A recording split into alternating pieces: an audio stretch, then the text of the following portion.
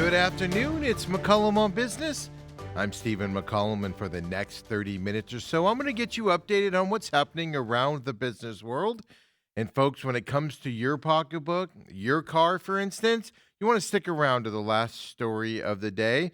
Could help you out here today as well around town. So stay tuned for that here coming up. Of course, we look at the market with the Market Watch. Stocks we're paying attention to today, all the local and national stories you need to know as well. And we've got a first big oil sale here from those Venezuela ships that we took over and kind of did that oil swap there with them. So we got that coming up as well for you. Got an update on that Verizon outage if you were caught up in that yesterday as well, coming your way here today. But let's not delay this at all. Let's get right into that Market Watch. And look, everything's up today. It's simple as that. Chip stocks, AI stocks, tech stocks, I should say, the chip side of things, they're up today.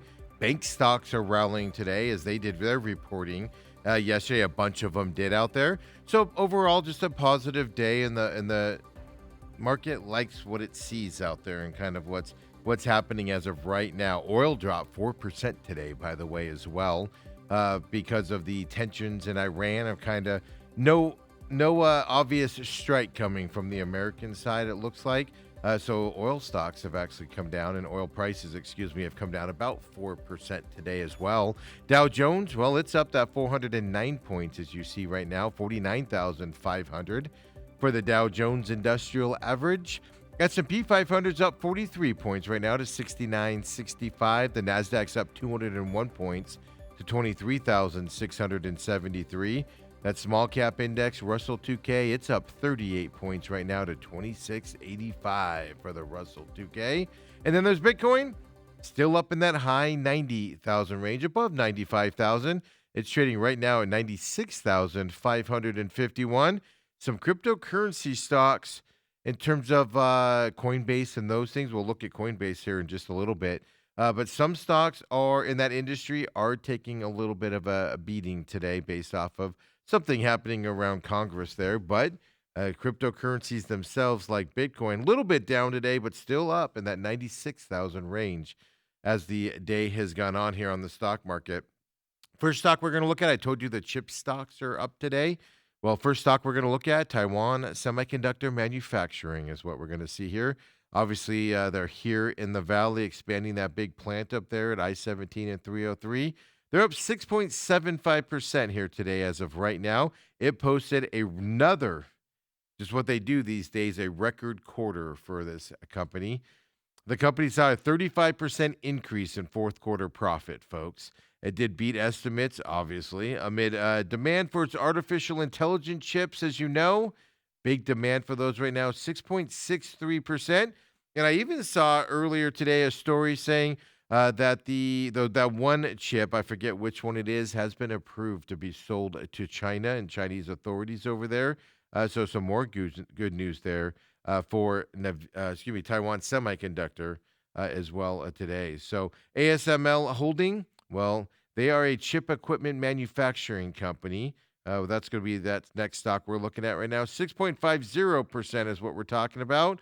Well, they went up to this level after Taiwan Semiconductor did announce larger than expected capital spending plans. And I apologize. I said Taiwan Semiconductor's chip in China.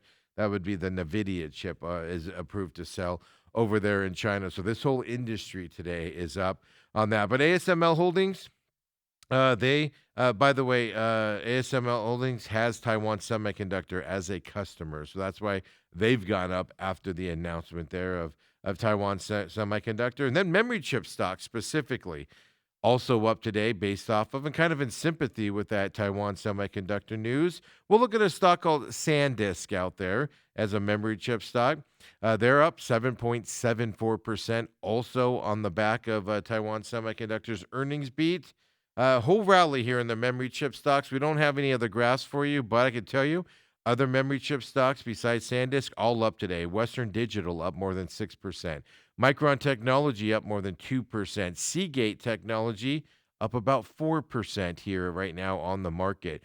So all of that on the back of Taiwan Semiconductor announcing their 35% profit improvement Over, by the way, last quarter was a record amount for them as well. So, back-to-back record quarters here for Taiwan Semiconductor, propping up that whole industry here today on this Thursday. So, like, it's just going to keep going and keep going and keep going. Then you got the bank stocks, reporting yesterday, getting this rally up there. So, all around good news, at least here on this Thursday as well.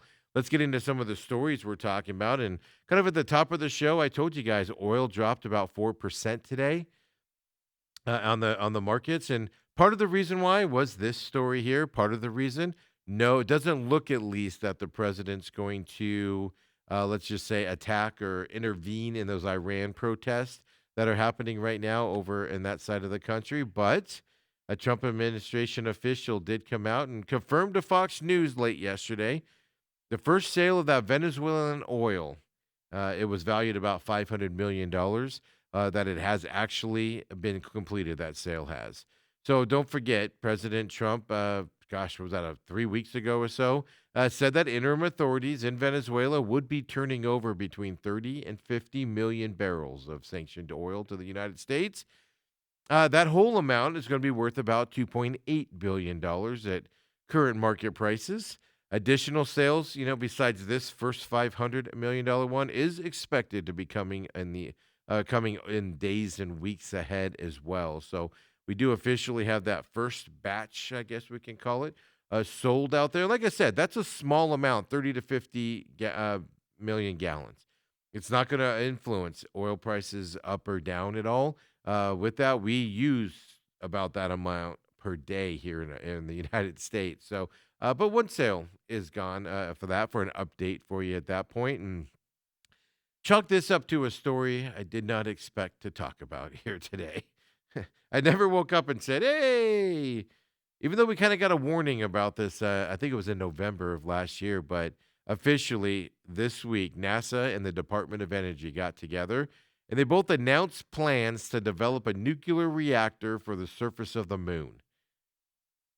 How soon are they willing to do that, or wanting to do that? Well, pretty quickly. 2030 is what they're announcing they want it done by. These two agencies, they signed a new memorandum of understanding, and that solidified collaboration on the research and development of a fission surface power system. Yeah, it's going to be used on the moon during NASA's Artemis campaign. It's going to obviously help out and refuel, etc., on future missions to Mars. Is part of the problem with going to Mars is you just don't have the fuel to get back at this point and make it there. So this will obviously help out in that situation. It is, the project is sanctioned and wanted by, of course, under the Trump administration space policy. That does include a vision of deploying nuclear reactors on the moon and in orbit to advance space exploration and even commerce. Eventually, we'll have malls up there. NASA and the Department of Energy do plan to deploy a fission surface power system. It's going to produce safe, efficient, and even plentiful electrical power that will be able to operate for years without the need to actually refuel it all. The lunar surface reactor, well, it's going to help power, like I said, future missions to the moon, provide continuous, plentiful power source. Why is that good? Well, sunlight, temperature can be an issue for other modes of clean energy powers out there. Why can't you use solar power? It's the moon, right? On one side of the moon's always in the sun. Well, a solar panel can be unreliable on the moon. The moon's month-long day cycle is an issue. It features 2 weeks of daylight followed by 2 weeks of darkness for the moon. So that's why solar's not able to be done up there, at least in a consistent level. So that's coming up here as well. Back in, like I said, in November, the transportation secretary, I believe it was, said that there's an idea of that coming. We got more details on that here this morning as well. And interesting enough, it's just, we talked a lot about critical minerals during the government shutdown, during the tariff battle as well earlier this year with China, because China kind of manipulates or is accused of manipulating the mineral pricing out there. Well, now it's kind of interesting because the two sides of Congress don't get together too often and agree on much, but we do have a bipartisan group in the U.S. Here in the Congress. And they introduced a bill this morning to create a $2.5 billion stockpile of those critical minerals. That, of course, is a direct attack. It's stabilizing market prices, and encouraging domestic mining and refining. Remember MP materials, the government bought into, the Department of Defense bought into to help them as well, and another mine being approved to open up coming up as well. This bill marks Washington's latest attempt, of course, to offset, those Chinese manipulation, as they call it there. And we're talking about, things that we need for computers, national defense, et cetera, lithium, nickel, rare earths, and other critical minerals is what we're talking about. So electric vehicles, high-tech weaponry, and things is what you need that for. The 68-page bill, by the way, introduced this morning, it says China has moved to, quote, weaponize its influence over prices and volumes in the contest for access to critical minerals, unquote. China, of course, has rejected all the assertions that it manipulates the market for critical minerals. China did say back in November that it's committed to upholding the security and stability of global production and supply chains. Yeah, that's why they pulled back on it all right with the tariff battle. To become law, of course, you know how the process works. It has to pass the House of Representatives, it has to get through the Senate, and has to, of course, be signed by President Trump. It was just introduced this morning as well. So, what specifically will this bill do? 68-page bill, by the way. The bill's going to create a strategic resilience reserve, right? You got to use technical terms here in law. Well, it's a 7-person board that's going to happen. It's modeled on the Federal Reserve's governance structure. It's going to oversee the fund here. Now, like I said, $2.5 billion fund is what they want to have. Members will be appointed by the president, will be confirmed by the Senate as well. It will be tasked to buying minerals considered critical by U.S. agencies and even stockpiling them at warehouses across the country.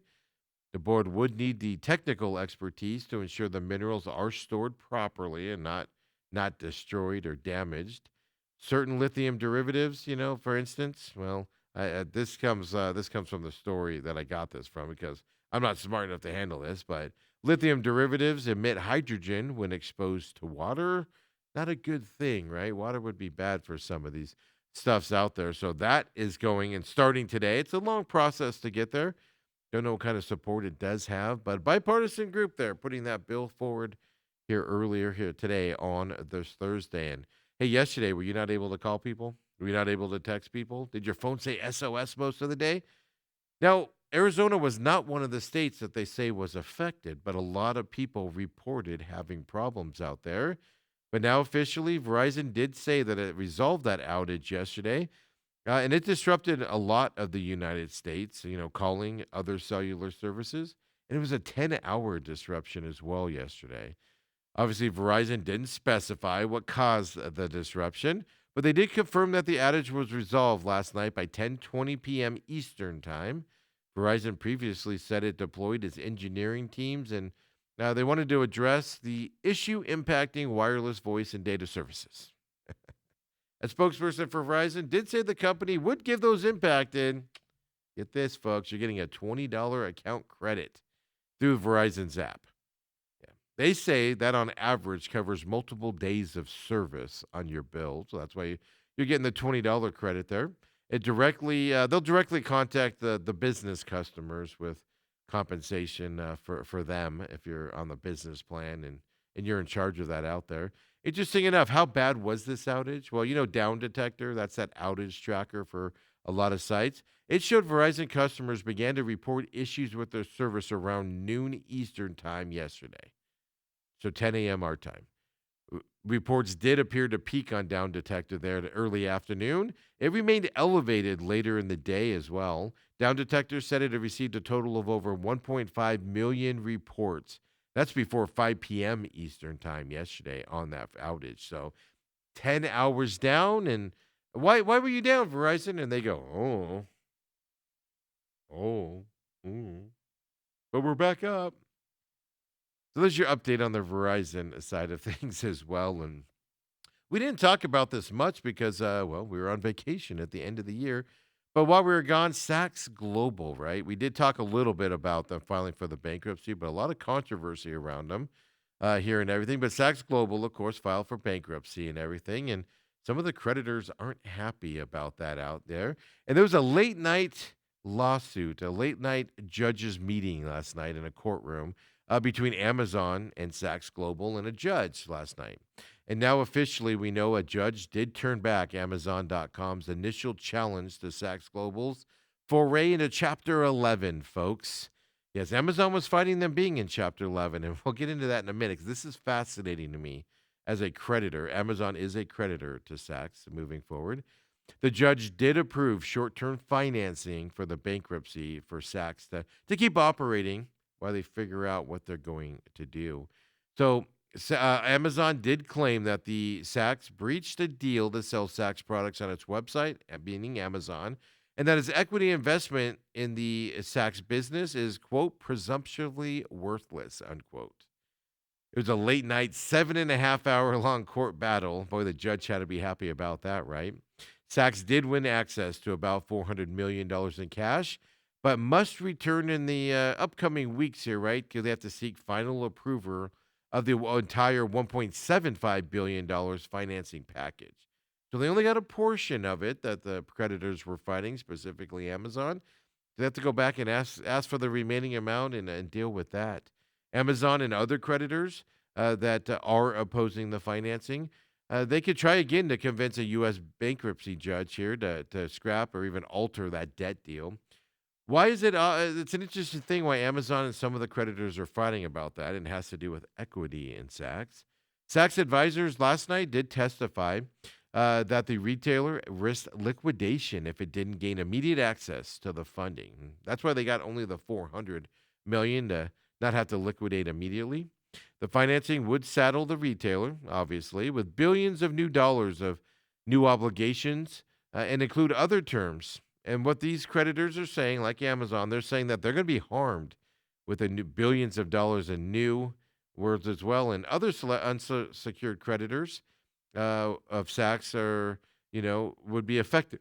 Their stake would go down. They'd probably get moved behind these new creditors here as well, this 1.75 billion that they're looking for. So that was the argument here. If you're wondering why Amazon is fighting for Saks here, well, back in 2024, Amazon did take a minority stake. Excuse me. This story is amazing to me that I had to sneeze in the middle of it. Amazon took a minority stake in the retailer. It's all part of an agreement that helped facilitate Saks buying Neiman Marcus, the $2.65 billion acquisition of Neiman Marcus. Amazon said it invested $475 million of preferred equity in Saks as part of the deal. The investment was also contingent on the agreement that Saks will sell products on Amazon's platform. That included launching Saks on Amazon, a specific page there on Amazon.com as well. So in return for all of that, Saks agreed to pay a referral fee and guaranteed at least $900 million in payments to Amazon over 8 years. Now they filed for bankruptcy because of that deal, that $2.65 billion deal for Neiman Marcus. Has not gone the way they hoped it to be. So big battle here over Saks still. They did get some of the emergency funding. We'll have to see what the rest goes here as we see through the bankruptcy side of things. But, man, when your creditors are mad you filed bankruptcy, what does that say about your organization as well? So have you been to the grocery store lately?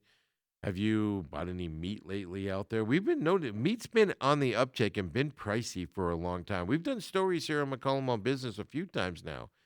Part of the reason meat and meat products are up so much, we're talking beef, ground beef, etc., steaks, is because of the demand for it is keeping those prices elevated. And then I even told you guys in a little bit of a story that because we're continue to buy it in record numbers at these high prices, we're just telling the grocery stores and everybody that we're willing to pay this much for this stuff, right? So the prices probably aren't going to come down, at least in some economists' eyes and in my simple eyes as well.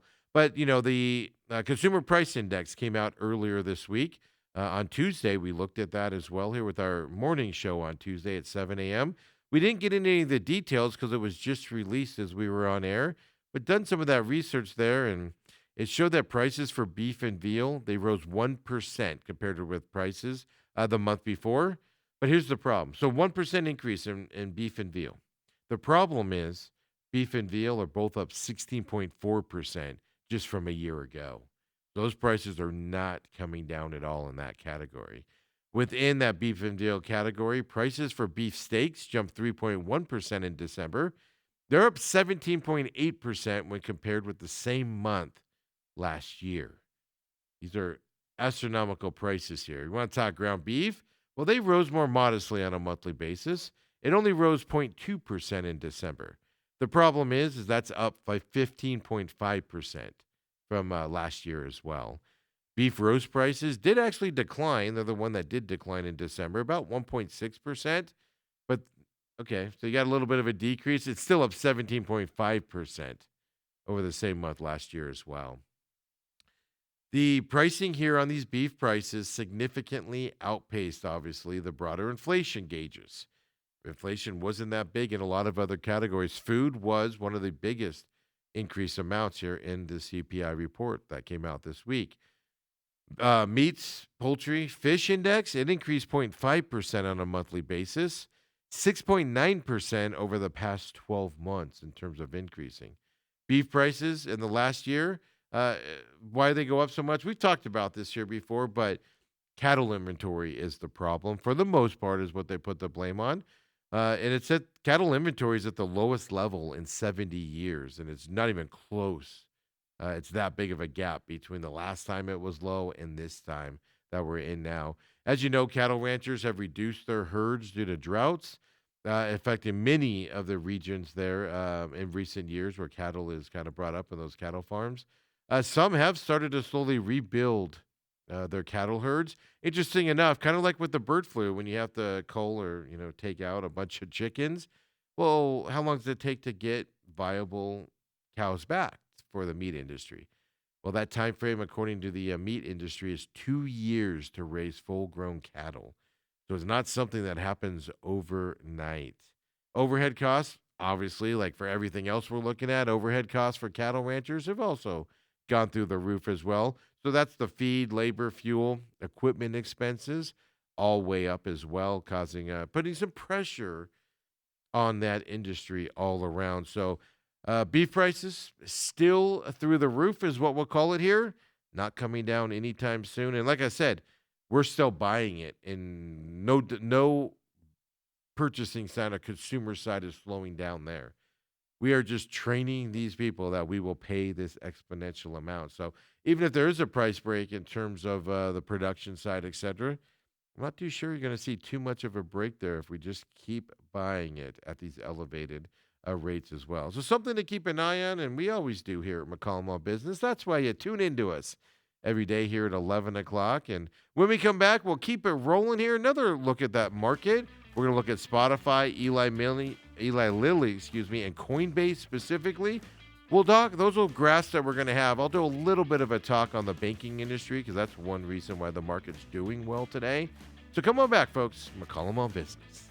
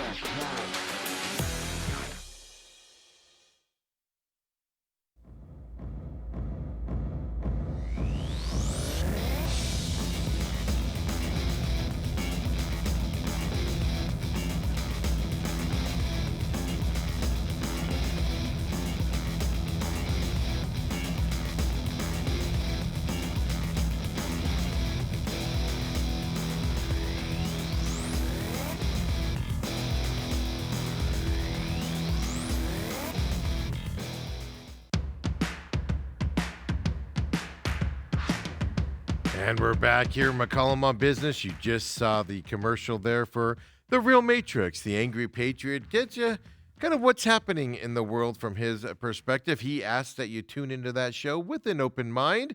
Just hear what he has to say and make your own decisions out there. Every Friday here at Robat TV, a new episode is released, including this Friday about 10 a.m. It will be released out there. You can find it here at Robat TV on its own channel.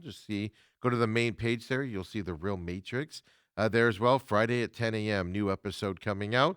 Then, of course, you've got it available also on the YouTube page, and then a free podcast system for you guys as well. For those of you that rather listen to it than watch it, well, it's there on the free podcast system. Just search The Real Matrix on any of your favorite podcasting systems, Google, Apple, Spotify, iHeart, all of them. It is out there for you. Tune into that and see what the Angry Patriot has for you out there. And then, of course, the main event. We finished up today. Uncle Lou came in. Dale Hellestray was with me. The NFL veteran Dale Hellestray was with me at the beginning of the show. He leaves, of course, and takes off to another hit out there. And that brings in Uncle Lou here on this Thursday. He's talked a lot of NFL football this weekend as we got 4 games coming up. And then setting the stage for the NFC and NFC championship game next weekend. And then UFC kicks off its 2026 season. Paramount Plus starting next week. We've kind of previewed that. We'll get more into that obviously next week as that season kicks off. And this first fight card is an amazing one for those of you interested in that. And no pay-per-view, thank goodness. Just on Paramount Plus. You still have to pay, but you're paying the monthly deal on Paramount Plus coming up. That is up right now, Robat TV On Demand, of course, on the YouTube page as well. And then your favorite podcast system at TME Sports Show for those of you that listen there as well. And we appreciate it very much. Like and subscribe to the YouTube page. Even if you don't watch anything there, just helps us get it out there for everybody, of course, and your podcast system. If you could like or subscribe that as well, just pushes it out. Dale's off tomorrow, so I got the show for you guys on Friday. 2 hours, get you ready for this football weekend. And, of course, this show, as soon as we're done here, 11 o'clock, live here, will be 11 o'clock today, 11 o'clock on Friday. We're 11 o'clock every day except for we tried something new this week, and we're going to try it again next week. 7 a.m. on Tuesday is where McCollum on Business will get going. So one morning show during the week. Feedback's been good on it. We appreciate that very much. Maybe we'll break it up into 2 business shows, one in the morning, one in the afternoon, kind of what we do here at 11. Maybe we'll move to the mornings. We're just trying to figure it out, see what we like better, see what you guys like better as well. So definitely give us some feedback on that as well. Same thing on the YouTube page. No podcast system for this show, but on Robat TV as well on demand. And then the pit stop, getting ready to come back for the racing season. Just a couple weeks away for that. So stay tuned for that. Again, same thing. YouTube page, free podcast system there, and on the social media at the Pit Stop Talk is where you can find us. Follow us on the social media. Get ready for that season to kick off for you racing fans coming up as well. So with all that being said, lots of movement out there, a lot of news out there. Let's get back into it with the Market Watch.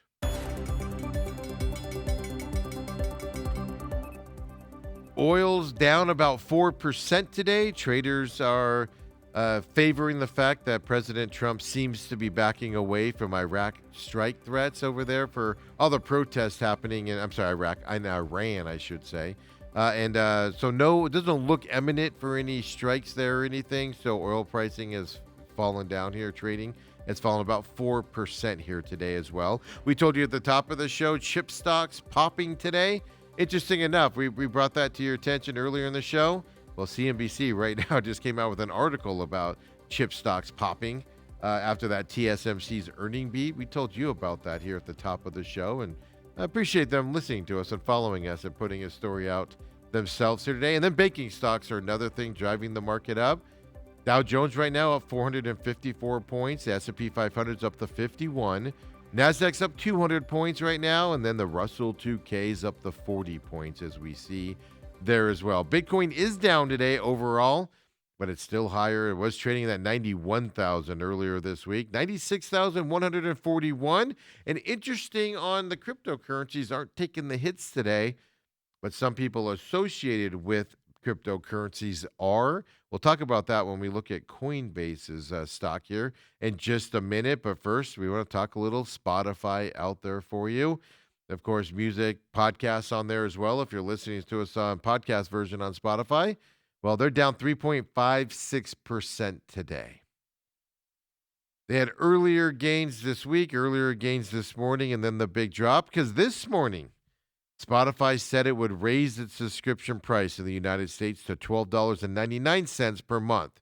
That's another dollar increase. It's at $11.99 right now.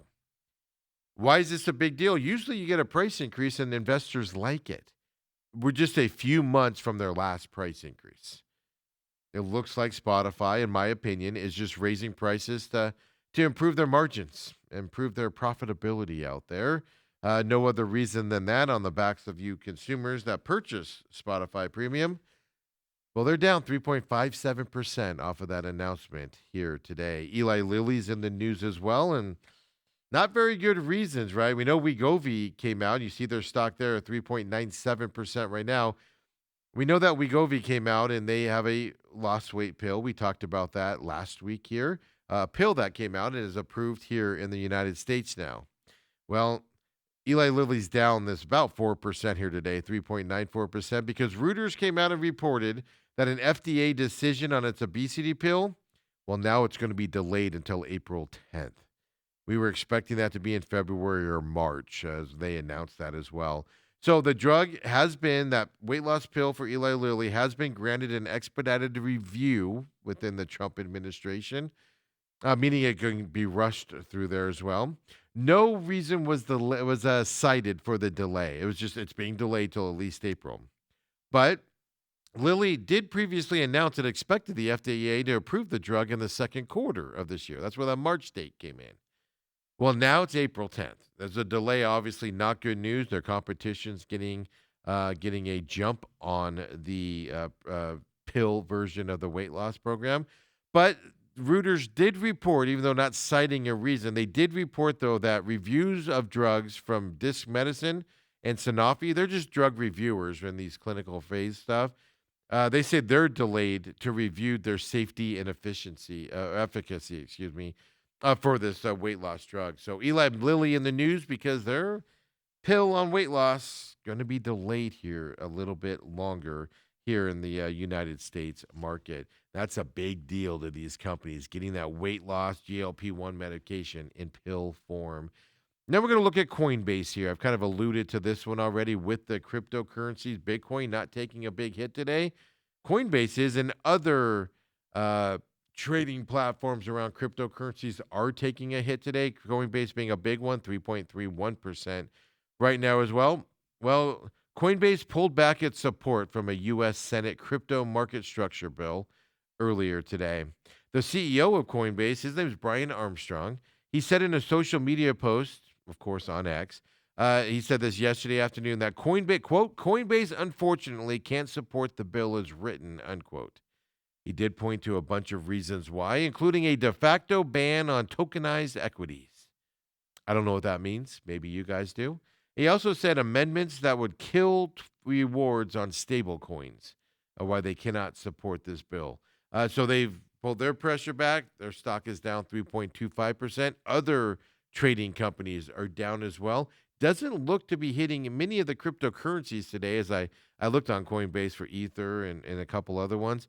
They don't seem to be affected at all, but the trading companies, trading platforms around cryptocurrencies does seem to be taking a hit today.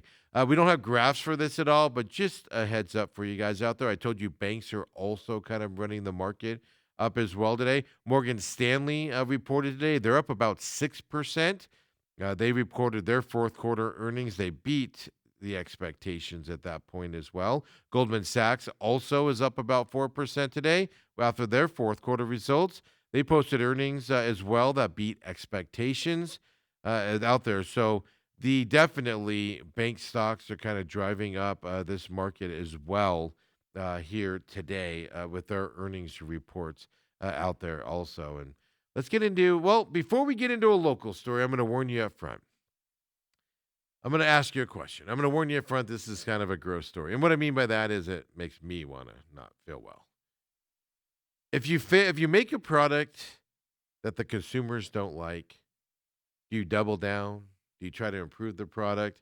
Or do you just switch to a liquid form of it? Well, that's the big question here that we have to deal with as we're about to talk about it as well. Beyond Meat, folks, yes. The company that makes things that are supposed to taste like meat out there. Yeah, they're moving beyond that plant based chicken and burgers.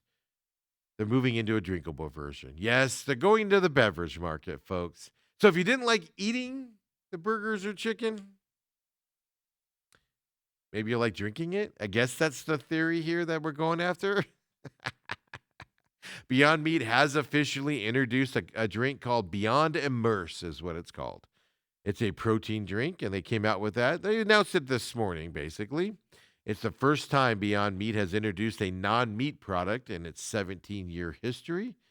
Beyond Immerse, well, it gets its protein from peas, comes in two options. One with 10 grams of protein, 60 calories. One has 20 grams of protein and 100 calories are your options. Both contain 7 grams of fiber to promote gut health, and it also has vitamin C and electrolytes in it also. This drink that they're coming out with, it comes in 3 flavors. Gross, grosser, and grossess, maybe? Sorry, Beyond Meat. I apologize. It's a business show, Steve. It'll be available for a limited time on Beyond Meat's new direct-to-consumer website, folks. Yeah, that's that Beyond Test Kitchen is what where you go to if you're interested in trying this out there. Yeah, Beyond Meat said it will be watching customers' response closely, and it will determine the drink's future from there. If you don't know, their plant-based meat sales, well, they've been bad, and they've been bad for a while as well. In its first 9 months of 2025, Beyond Meat's revenue was down about 20%. If you want to flip ahead to October, Beyond Meat shares went below the $1 mark. Investors are not happy with the company's plans to cut its debt by issuing more shares. U.S. customers, if you're not surprised by this, maybe, but U.S. customers have not been happy with this company's products. Yeah, they don't like the meat and chicken of Beyond Meat. Yeah, the taste of it specifically is what they don't like. Yeah, so that's why they've been struggling, and it also has a long list of ingredients as well. It's not just meat, right? It's everything to make it up. Beyond Meat did come out after the kind of the initial fight there of the taste of the meat. They did respond with a new healthier product out there. But yeah, consumers still aren't giving it a chance. You can't find them. A lot of grocers moved these products from Beyond Meat from the meat department to the freezer aisle of all places. Beyond Meat's higher prices, of course, that you get with this food, compared to other lean protein sources, have also hurt the sales for this company. So they're hoping it's a drink version, folks. And by the way, Beyond Immerse, it's not a smoothie, it's not a meal replacement. No, it has a lighter consistency, and they say it's ideal for a post-workout drink. Sorry, I gave that to you. That story. That's just. I wish them luck. If you tried that, let me know, please. I'm legitimately curious. I will not try it, but let me know what you guys think on it. Now let's get to some local stories here as well. Don't forget, we got a big story that could impact your wallet here today. If you drive around town and you need gas, use that gas up today, and I'll tell you why here in just a few minutes. But here on the local side, right, we see some bipartisan working together earlier today on the national scale on the Congress side of things. Well, now we might have some of that here as well, because Democrats here at the Arizona Capitol, right, with our legislature, they're hoping that President Trump's support on a certain type of bill is enough to convince Republicans here in the state to back that plan to stop out of state investors from buying up the state's housing supply here in Arizona. I got some figures here for you as well, right? According to the Maricopa Association of Governments, 26% of residential properties in Maricopa County, they're either investor owned or occupied seasonally by out of state residents. 26%, folks. Like Canadians having a house here and they're gone in the summers, things like that also are included in that number. After being known, of course, Arizona has been known for a long time as a relatively affordable state. Well, home prices and rents, as we all know here in Arizona, have risen very high in the last several years, obviously pressuring a lot of government officials here to come up with ways to increase the housing supply and also lower the cost for everybody trying to get into a house. So, if you want to go a little bit different here in numbers, the U.S. Federal Housing Finance Agency, they came out with some figures and they say home prices increased by around 46% from early 2021 to late 2025. Almost a 50% increase in that 4-year window. Costs, well, they've remained relatively flat over the past 2 years as well from that side. So maybe we're going to see some bipartisanship here as well with investors, big investors getting into this housing market as well. I don't know how familiar you guys are with this. I only am because, of Chef Ramsay and his shows. He's always talking about Michelin winning chef. Well, the Michelin Guide, it's an international guide that people, foodies, look to, right? Because they give restaurants accolades and high-end restaurants things. It's a prestigious award to get into that Michelin Guide. And then for the first time, well, they're going to start rating dining out here in the Southwest specifically and coming into Arizona also. No restaurant in Arizona has ever been awarded one of Michelin's favorite stars. Uh, Interesting enough, like I've been asked this before. I think I've even asked this question. The Michelin Guide, yeah, it was started by the tire company. Yeah, the French tire company. Yeah, because they wanted to encourage people to drive more, right? Obviously, drive to restaurants that the company rated and recommended. That's how it got started. It is a yearly paper that comes out in terms of the rankings, but Michelin rankings do serve as a guide to the world's top restaurants. So they can go up to 3 stars, and they can reward one, two, or three. And it goes to establishments that meet exceptional high standards of cooking. It first began including American restaurants in 2005. But till now, actually, I can tell you that they've started reviewing restaurants here as well. They've never even rated restaurants in Arizona, let alone none of them are quality to move forward. Michelin came out with a statement and they did announce that their inspectors are already active in the Southwest. The company plans to publish its first Southwest guide later this year. So, do we get some Phoenix restaurants on it? We'll have to wait and see. But foodies, prepare yourself now. I already know of 2 or 3 restaurants that I'll be shocked if they're not on there. But we'll have to wait and see. Their standards at the Michelin are probably a little bit higher than mine are in terms of this food out there as well. I'm going to go to KTR News here for this story because I found this one interesting. I heard it driving in today, was able to find it on their website as well. But the Israeli consul general of the Pacific Southwest, yeah, he said that there's a good chance of Israel's what they call Minister of Defense will make a stop in Arizona next month. So the consul general was here in Phoenix here this week, or beginning of this week, and said the U.S. Excuse me, Arizona is in the eyes here of the Israeli Minister of Defense, and they're exploring investments in Arizona to boost its own military defense industry. Here's the quote: "The state of Israel views Arizona as important in supporting and fostering the relationship between Israel and America." That's what the consul general there did tell KTR News. This was on, this was on during the the governor's State of the State address, first day of the legislature session earlier this week. That happened, and he went to the Arizona State Capitol on Wednesday as well. So keep your eye up here. Obviously, they wanted semiconductor stuff, which we have a lot of here. But we might be seeing some money being poured in from the Israeli government here for that side. And at long last, I've kept you at bay long enough. If you're driving around today, even if you only have a quarter tank today, hit up a Circle K this afternoon. Anytime today, it's available. Circle Ks are like on every street corner out there. If you're signed up for the Inner Circle loyalty program, even if you're not, you can sign up really quick. It just takes your phone number. You can get 40 cents off per gallon today. Yes, you can get that deal from all day, 12 a.m. to 11:59 p.m. at Circle K's.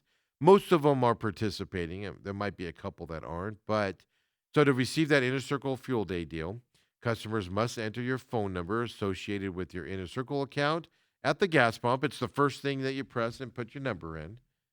You can go inside the store as well before checkout and put your number in there as well to get it. Its offer is good up to 35 gallons at those participating Circle K fuel locations. I can only do it one time per phone number out there, but 40 cents off per gallon. So, like I said, even if you don't need a full tank, go get a top off amount here today as well. Save you some money as you move forward here. And gosh, in a time when we all need to save a little bit of money out there and watch what we're spending. So, Circle K, hit them up. Save some money also here today. So, folks, I appreciate you joining me for this Thursday edition, even with me tripping over my words here at the end. Hey, we'll be back tomorrow at 11 o'clock as well. Catch us on demand, Robat TV, of course, YouTube page as well, all the podcast systems out there for all of our shows. Except for this one. We don't do a podcast for this one, but we're out there having some fun. We'll see you tomorrow at 11 o'clock, folks. Don't forget, main event tomorrow morning, 8 to 10. Come and join me. And then, of course, this show at 11 as well. We'll see you then, everybody. Have a great afternoon and great Thursday night.